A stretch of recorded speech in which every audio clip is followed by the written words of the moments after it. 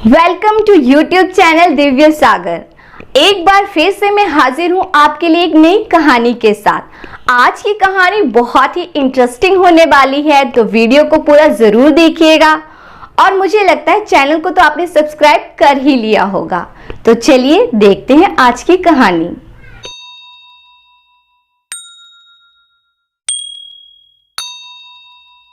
पुराने समय की बात है। कंचनपुर नाम की राजधानी में सत्यपाल नाम के राजा राज करते थे। उनके दो पुत्र थे, विजयपाल और जयपाल। उनके राज्य में सभी सुखी थे। महाराज सत्यपाल अपने परिवार के साथ बहुत खुश थे। महाराज सत्यपाल की खुशियों को भी ग्रहण लग गया। महाराज की रानी अचानक अपने दोनों पुत्रों को छोटी उम्र में ही छोड़ चल बसी। रानी के स्वर्गवास के बाद दोनों पुत्र विजयपाल और जयपाल अकेले हो गए। राजा सत्यपाल राजकाज में व्यस्त थे, परंतु खुशी थी उन्होंने दूसरी शादी ना करके अपने पुत्रों पर अन्याय नहीं किया। धीरे धीरे दोनों पुत्र जवान हो गए। वे दोनों शादी के योग्य हो चुके थे। कहते हैं बुरे दिन आते हैं तो कहकर नहीं आते। राजा ने अपने दोनों पुत्रों को बुलाकर एक बात पूछी। राजा ने पहले अपने बड़े बेटे से पूछा, पुत्र बताओ आप किसके भाग्य से खाते और आराम पाते हो? विजयपाल जो उसका बड़ा बेटा था बोला, पिताजी हम आपके भाग्य से खाते हैं और आराम पाते हैं। सत्यपाल फिर बोला, जयपाल आपके भाई ने तो बहुत सुंदर जवाब दिया है। अब आप बताओ आप किसके भाग्य से खाते हो और ऐशो आराम पाते हो? जयपाल बोला, पिताजी भगवान झूठ ना बुलाए, आपका भाग्य कुछ नहीं है। मैं तो अपने भाग्य से खाता हूँ और ऐशो आराम पाता हूँ। जयपाल के मुंह से इतना सुनकर राजा ने कहा, सोच ले अभी भी वक्त है, अन्यथा बहुत पछताएगा। जयपाल ने कहा, पिताजी मैं छोटा था, माँ छोड़ गई, बड़ा हुआ ना, आगे भी जो मेरा भाग्य चलाएगा वैसे चलूंगा। राजा ने बहुत क्रोध किया और बोले, जयपाल मैं दिखाऊंगा तुझे तेरा भाग्य। राजा सत्यपाल ने अपने सेवकों से कहा, अब हम बड़े बेटे की शादी करेंगे। जब तक विजयपाल की शादी करते हैं तब तक छोटे बेटे के लिए कोई अंधी लंगड़ी लूली भिखारिन ढूंढ कर लाओ। सत्यपाल ने विजयपाल की शादी एक सुंदर राजकुमारी के साथ कर दी। पुनः एक बार फिर राजा ने गुस्सा ठंडा कर जयपाल से कहा, अभी भी वक्त है, अपनी जिद छोड़ दे। जयपाल ने दृढ़ इच्छा शक्ति से फिर कहा, मैं अपने भाग्य के साथ हूँ। राजा के दूत एक भिखारिन को ले आते हैं जो कि आंखों से भी अंधी थी। जयपाल से कहते हैं, देख ये अंधी तेरी जीवन साथी है, चल इसका हाथ पकड़ और मेरे शहर से कहीं दूर चला जा, देखता हूँ तू और तेरा भाग्य। अंधी भिखारिन समझ जाती है और दोनों हाथ हिलाकर मना करती है, लेकिन जयपाल भी अपने पिता की ही तरह हठी था। उसने पिता की बात मान ली और अंधी का हाथ पकड़ उसे अपनी पत्नी बना वहाँ से खाली हाथ निकल गया।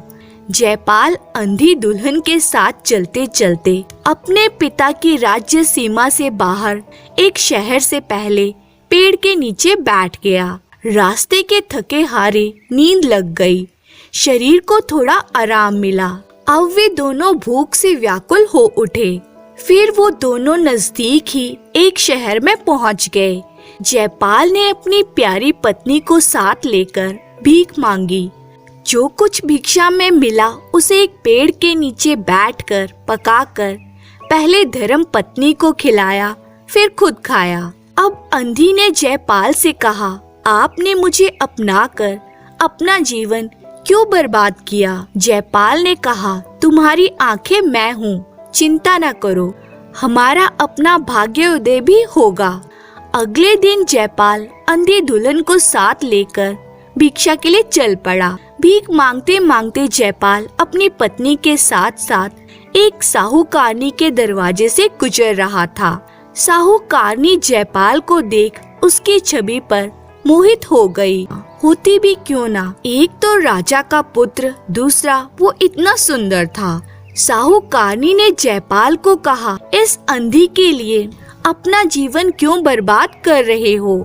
जयपाल ने उसे कहा, बहन हमें भिक्षा दो, मैं खाना बनाकर अपनी पत्नी को खिलाकर खुद भी खाऊंगा। वह बेशरम साहूकारनी तो जयपाल के पीछे ही पड़ गई। तब जयपाल ने उसे सुना दिया, जैसी भी है जो भी है ये मेरी अर्धांगिनी है, जीवन भर इसका साथ निभाने का वचन दे चुका हूँ, अपनी बात से हट नहीं सकता। वहाँ से आगे बढ़े तो उन्हें भिक्षा में कुछ रोटियां मिली। कुछ दूर जाकर वे एक पेड़ के नीचे बैठकर रोटी खाने लगे, परंतु जैसे ही उन्होंने रोटी निकाली तभी एक साधु वहाँ पर आ पहुँचे और उनसे कहा, बेटा मैं काफी दिनों से भूखा हूँ, अगर मुझे कुछ खाने को दे दो तो भगवान तुम्हारा भला करेगा। उन दोनों के पास 2 ही रोटियां थी। उन्हें साधु पर दया आ गई और उन्होंने दोनों रोटियां साधु को दे दी। साधु ने रोटी खाई और उन्हें आशीर्वाद देकर वहां से चला गया और जाते समय उसने अपने कमंडल से कुछ जल निकालकर जयपाल की अंधी पत्नी पर छिड़का और चला गया। उसके जाते ही जैसे चमत्कार हो गया, अंधी पत्नी की आंखों की रोशनी लौट आई। वे दोनों साधु को कोटि कोटि धन्यवाद देने लगे। अब दोनों ही पति पत्नी बहुत खुश थे। अब जयपाल ने शाम को खाने की तैयारी करनी थी, किंतु उसकी प्राण प्यारी ने कहा, स्वामी आपके साथ से मुझे आंखें मिली है, अब ये काम मेरा है, मुझे करने दीजिए। जयपाल ने पूछा, आपको खाना बनाना आता है? बड़ा ही सुंदर उत्तर मिला। प्राणनाथ, खाना तो आप भी बनाना नहीं जानते थे, समय सब सिखा देता है। जयपाल की पत्नी ने खाना बनाकर राजकुमार को खिलाकर खुद खाया। जयपाल ने अपनी प्यारी से पूछा, मेरे बारे में तो तुम जानती हो, अपने बारे में तो कुछ बताओ। अब जयपाल की प्राण प्यारी अर्धांगिनी अपने दोनों हाथ जोड़कर कहने लगी, प्राणनाथ, मैं यहाँ पास में चंदनपुर के राजा चंद्रसेन की इकलौती पुत्री हूँ। मैं अपने पिता की वृद्धापन में पैदा हुई संतान थी। मुझे छोटी उम्र में ही अकेला छोड़कर माँ स्वर्ग सिधार गई। रोने के कारण मेरी दोनों आँखों की ज्योति चली गई। पिताजी बहुत दुखी थे। जब मैं जवान हुई तो उन्होंने मेरी शादी के लिए वर ढूंढने के लिए बहुत भागदौड़ की, परंतु मेरे अंधेपन के कारण किसी भी राजकुमार ने मुझे स्वीकार नहीं किया। पिताजी बहुत दुखी हो गए और एक दिन गंगा स्नान के बहाने मुझे अपने साथ ले गए और वहाँ सोते छोड़ वापस चले गए। तभी से भीख मांगकर खा रही थी। फिर मैं आपको सौंप दी गई। जयपाल ने कहा, तो चलो फिर आपके पिताजी के नगर चलते हैं। जयपाल की पत्नी बहुत खुश हुई। कुछ ही समय में वे दोनों चंदनपुर पहुंच गए। जयपाल ने वहां पर अपने लिए एक किराए का मकान लेकर पत्नी को वहीं छोड़ नौकरी के लिए राजा चंद्रसेन के दरबार पहुंचकर उनसे अपने लिए नौकरी मांगता है। महाराज चंद्रसेन ने जब अपनी नजर उस युवक पर डाली तो उसे देखते ही रह गए। उसकी सुंदरता और स्पष्ट वक्ता के महाराज मानो कायल हो गए। महाराज चंद्रसेन ने जयपाल को अपने पलंग का पहरेदार नियुक्त कर 1 रुपया रोज देने के लिए कह दिया। जयपाल को ये पहरेदारी रात को ही करनी होगी। नौकरी की खुशी सुनाने जयपाल सीधे अपनी पत्नी के पास पहुंचा और खुशखबरी सुनाई। जयपाल ने अपनी पत्नी से कहा, आज से मैं आपके पिताश्री के पलंग की पहरेदारी करूंगा। आपके पिताजी बहुत अच्छे हैं। जब इतनी बात पत्नी ने सुनी तो वह बहुत खुश हुई। शाम को खाना खाकर अपनी पत्नी से विदा लेकर जयपाल अपने ससुर की नौकरी करने निकल जाता है। राजमहल में पहुंचने पर जयपाल को एक तलवार दे दी जाती है। जयपाल पहरेदारी करने लगता है। जयपाल क्या देखता है, महाराज चंद्रसेन एकटक उसे निहारे जा रहे हैं और निहारते निहारते अपनी आंखों में आंसू ले आते हैं। फिर जयपाल से कहते हैं, तुम्हें देखकर मुझे मेरी बेटी की बहुत याद आ रही है। जयपाल ने राजा से पूछा, तब राजा ने उसे सारी बात बताई। मुझे चौथेपन में संतान सुख बेटी के रूप में मिला था। मैं और महारानी बहुत खुश थे, लेकिन हमारी खुशी ज्यादा दिन नहीं रही। महारानी बेटी को छोटी उम्र में ही छोड़ स्वर्ग सिधार गई। मेरी बेटी छोटी थी, अपनी माँ को याद कर रोती ही रहती थी। दिन रात रोने से उसकी आंखें चली गई। काफी इलाज के बाद भी ठीक नहीं हुई। धीरे धीरे राजकुमारी जवान हो गई। मैंने उसके लिए बहुत से राजकुमार देखे, परंतु उसके साथ शादी करने को कोई भी तैयार नहीं हुआ। मैं भी काफी दुखी था। एक दिन गंगा स्नान के बहाने उसे गंगा किनारे सोता हुआ छोड़ आया। ना जाने जिंदा भी होगी। चंद्रसेन आगे कुछ कहता, जयपाल ने उसके मुंह पर हाथ रख दिया। राजा बेटी को याद कर रोने लगता है और जयपाल से कहता है, यदि तुम पहले आ जाते तो मैं अपनी बेटी की शादी तुम्हारे ही साथ कर देता। जयपाल राजा से कहता है, हो सकता है महाराज राजकुमारी जीवित हो और आपसे मिलने के लिए भी आए। वे राजा को समझाकर जैसे तैसे सुला देता है। सुबह जब जयपाल अपनी पत्नी के पास पहुंचा, तब उसने रात की सारी कहानी बताई। जयपाल ने पत्नी को कहा, आज आपके पिता को आपकी बहुत याद आ रही थी। पत्नी ने कहा, सच? जयपाल की पत्नी अपने पिता से मिलने की जिद करने लगी। तब जयपाल ने अपनी पत्नी से कहा, मेरी प्राण प्रिय अभी नहीं, सही समय आने दो। इधर तो जयपाल अपनी अर्धांगिनी के साथ सुखी जीवन जी रहा था। उधर कंचनपुर पर किसी दूसरे राजा ने चढ़ाई कर दी। 2 महीने तक युद्ध चला। अंत में राजा सत्यपाल हार गए। बंदी होने से पहले छिपकर भाग निकले और वेश बदलकर भीख मांगकर अपना पेट भरने लगे। जबकि जयपाल के बड़े भाई विजयपाल को बंदी बनाकर जेल में डाल दिया था। जयपाल अपनी पत्नी के साथ किराए के मकान में भी बहुत खुश था। एक दिन की बात है, जयपाल राजा चंद्रसेन के पलंग का पहरा दे रहा था। रात के 12 बजे किसी के रोने की आवाज आने से महाराज जाग गए और जयपाल से कहा, पता करो आधी रात के समय कौन रो रहा है और क्यों। जयपाल अपनी तलवार हाथ में लेकर निकल पड़ता है। राजा भी अपने पहरेदार की परीक्षा करने की इच्छा से जयपाल के पीछे पीछे छुपकर चलने लगता है। कुछ दूर पर एक बुढ़िया रो रही थी। जयपाल उसके पास आकर कहता है, अरे माँ, आधी रात में क्यों रो रही हो। बुढ़िया उसे कहती है, तुम्हें क्या बताऊं, तुम्हारे पास इसका कोई उपाय नहीं। तब जयपाल ने बुढ़िया से कहा, मैं राजा के पलंग का पहरा देता हूँ, इसलिए मुझे जानना जरूरी है। तब बुढ़िया ने उससे कहा, देखो बेटा, हमारा राजा बहुत ही अच्छा है, अपनी प्रजा का बहुत ख्याल रखता है, इसलिए मैं रो रही हूँ। मुझे देवी ने दर्शन दिए हैं और बताया है परसों ये राजा खत्म हो जाएगा। जयपाल ने बुढ़िया से पुनः पूछा, फिर तो देवी ने उनके बचने की तरकीब भी बताई होगी। तब उस बुढ़िया ने कहा, हाँ बताई है, लेकिन करेगा कौन। जयपाल ने कहा, आप बताइए तो। बुढ़िया ने बताया, यदि कोई अपने पहले पुत्र को देवी की भेंट दे तो राजा बच सकता है। यह बात राजा ने भी सुनी। जयपाल बुढ़िया से कहकर चलने को तैयार हुआ कि राजा को मरने नहीं दूंगा। जब जयपाल वहां से चला तो राजा भी उसी के पीछे छुपता हुआ चल पड़ा। राजा चंद्रसेन ने देखा उसका पहरेदार सीधा अपने घर पहुंचा।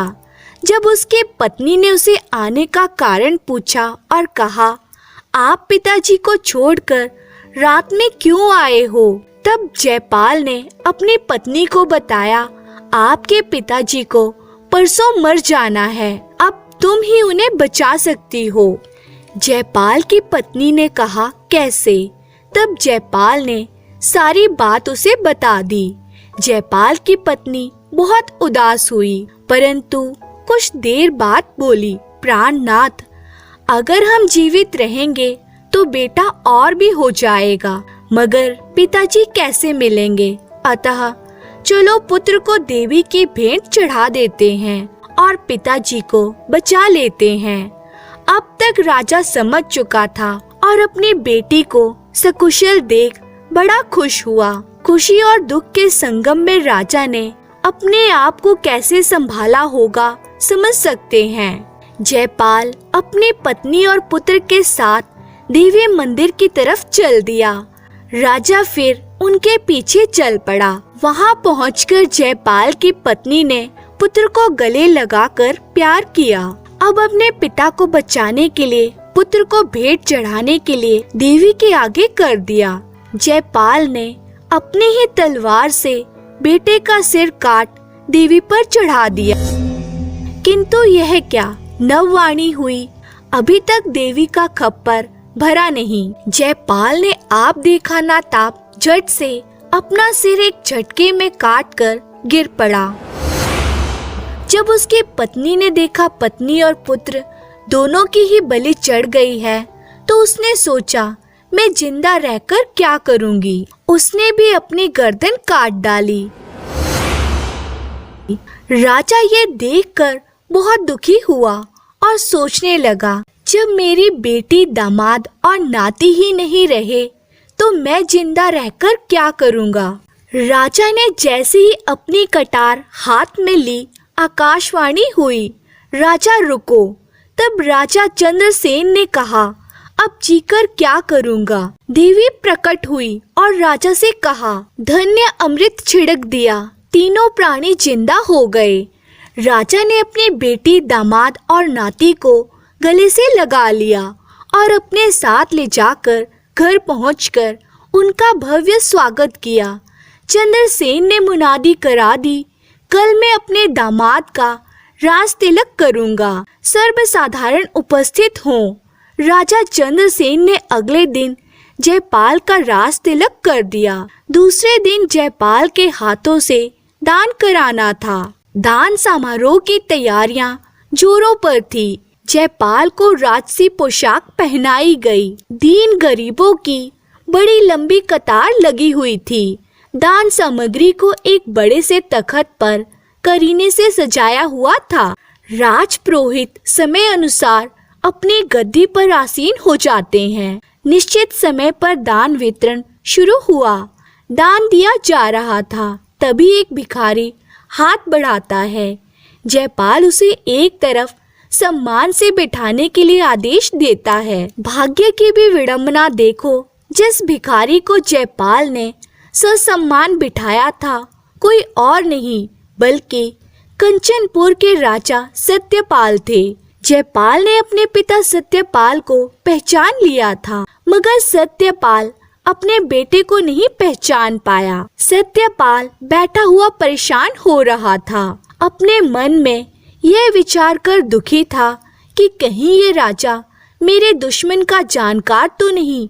दिमाग में बड़े विचित्र सवाल उठ रहे थे। जब दान समारोह समाप्त हुआ तो जयपाल ने सत्यपाल को अपने कक्ष में बुलवाया। सत्यपाल डरते डरते चल रहा था। जब सत्यपाल नजदीक आया तो जयपाल उठकर खड़ा हुआ और भिखारी को पिताजी कह के संबोधित किया। फिर भी सत्यपाल अपने बेटे को नहीं पहचान पाया। जयपाल ने अपने पिता से कहा, पिताजी आप जयपाल को भूल सकते हो, परंतु जयपाल अपने पिता को नहीं भूल सकता। आखिर सत्यपाल राजा ही था। बेटे की कटाक्षपूर्ण बातें सुनते ही उसके दिमाग में भाग्य की कहानी घूम गई। अब सत्यपाल अपने पश्चाताप से ही दुखी होने लगा। तब जयपाल ने पूछा, पिताजी ये सब कैसे हुआ? राजा सत्यपाल ने सब कुछ बता दिया। कैसे किसी नृप ने चढ़ाई कर दी और कैसे 2 महीने तक युद्ध चला, कैसे अपने को छिपा कर भगाया, कैसे बड़े बेटे विजयपाल को कारागार में डाला गया। सारी कहानी सुना दी। जयपाल ने कहा, पिताजी अब तो आप अच्छे से समझ भी गए होंगे, कोई किसी के भाग्य से ना तो खा सकता है और ना ही आराम पा सकता है। जयपाल ने अपने ससुर और पिता के साथ मंत्रणा की और कंचनपुर पर चढ़ाई कर दुश्मन को परास्त करके अपने बड़े भाई विजयपाल को भी कारावास से निकालकर कंचनपुर का राज सौंपकर अपनी राजधानी चंदनपुर पहुंचकर अपने राज कार्य में लग गया। पिताजी को कहा, जहां आपको अच्छा लगे वहां रहो। धन्यवाद।